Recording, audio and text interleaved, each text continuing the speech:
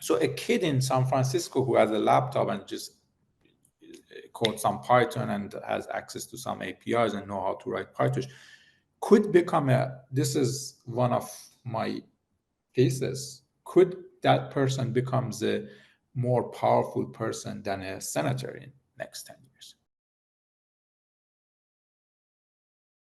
It occurs to me that as you're saying all of this, I'm thinking there must be some work that has been done on some kind of international group that is going to oversee this. I mean, do you believe? Because again, as well, I mean, if you and I first came together in terms of our conversations around talking about the Islamic Republic regime, which we may agree acts in an unethical way, AI in the hands of the mullahs in Iran is going to be necessarily different than AI in the hands of a Western so-called liberal democracy.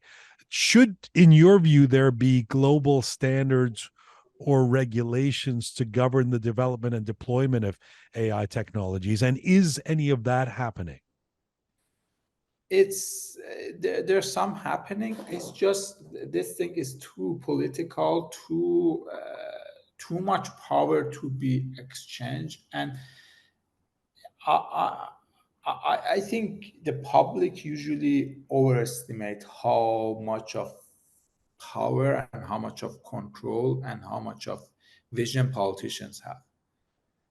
I usually like there is this thing that the public saying that there's a group of people sitting in one room and they know everything and they have control and they have the vision, and those are the politicians and the presidents of the world. And I just don't think that's I disagree with such a view. Right. Forget about the AI, right?